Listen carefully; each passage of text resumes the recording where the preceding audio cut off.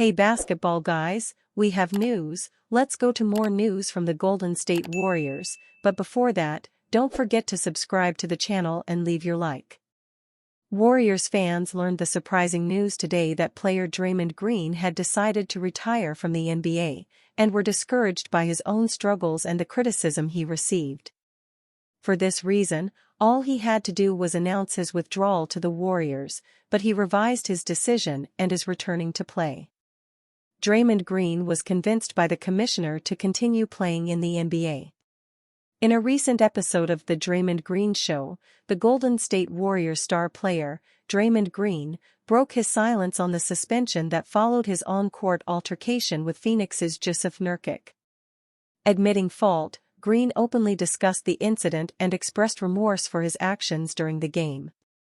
"I connect with Nurkic, get kicked out of the game, do my post-game interview, all of those things, and as I said then and as I said now, I was wrong. I was wrong regardless of what I was trying to do, none of that matters. Not only from that Rudy Gobert situation, I was wrong, went way too far. I am a guy that plays on the edge, I am a guy that walks right up to the line, and I have no problem with admitting, I have walked over that line. And for that, I apologize to my family. I created bad for my family, and for that I apologize. It hurts. Joe Lacob made a commitment to me this past summer for the next 4 years, and the conversations that we had in leading up to that, I failed miserably. I apologize. The Golden State Warriors organization, I always say that's my baby. Steph, Clay, Steve, Bob, we've been there from the beginning of what you know the Warriors as today, and I failed them miserably."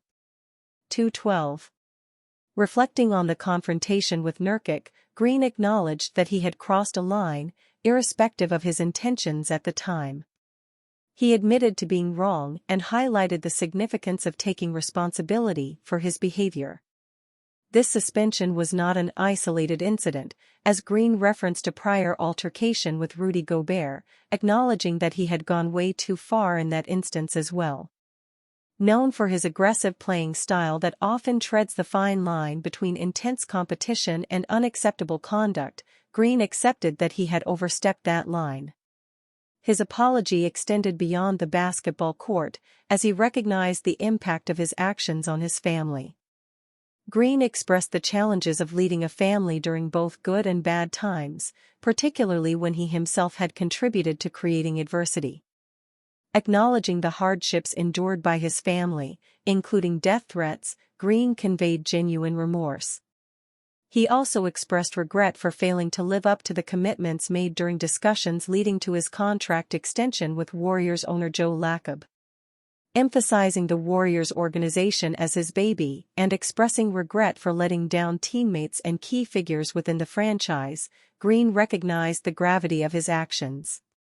The public apology delivered by Draymond Green on his podcast signals a willingness to confront and learn from his mistakes. His openness about the impact on his family and the acknowledgement of his responsibilities as a leader within the organization reflect a sincere effort toward personal growth and accountability as he moves forward from this challenging period. Adam Silver talked Draymond Green out of retirement. In a revealing episode of The Draymond Green Show, the Golden State Warriors' Draymond Green disclosed that NBA Commissioner Adam Silver played a crucial role in talking him out of retirement during an emotionally charged conversation. The exchange occurred around the time of Green's indefinite league suspension following an incident where he struck Phoenix's Jusuf Nurkic in the face on December 12. During the podcast, Green recounted expressing his overwhelming feelings to Commissioner Silver, stating, "I told him, Adam, this is too much for me. It's all becoming too much for me, and I'm going to retire." And Adam said, "You're making a very rash decision, and I won't let you do that." 2400 hours 07. According to Green, the conversation was both long and impactful, providing him with the support he needed during a challenging period. He expressed gratitude for having a commissioner like Adam Silver, emphasizing Silver's focus on assisting and helping players rather than punitive measures. Green's suspension stemmed from a series of aggressive actions, including the incident with Nurkic and a previous altercation with Minnesota's Rudy Gobert, which led to a 5-game suspension. Following a month of counseling, the NBA reinstated Green, allowing him to rejoin the Warriors, with sources anticipating his return in approximately a week.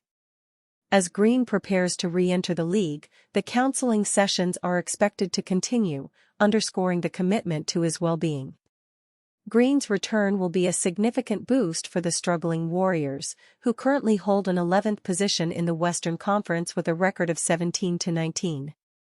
Despite the challenges, Green remains a valuable asset to the team, averaging 9.7 points, 5.5 rebounds, and 5.8 assists in the 15 games played this season.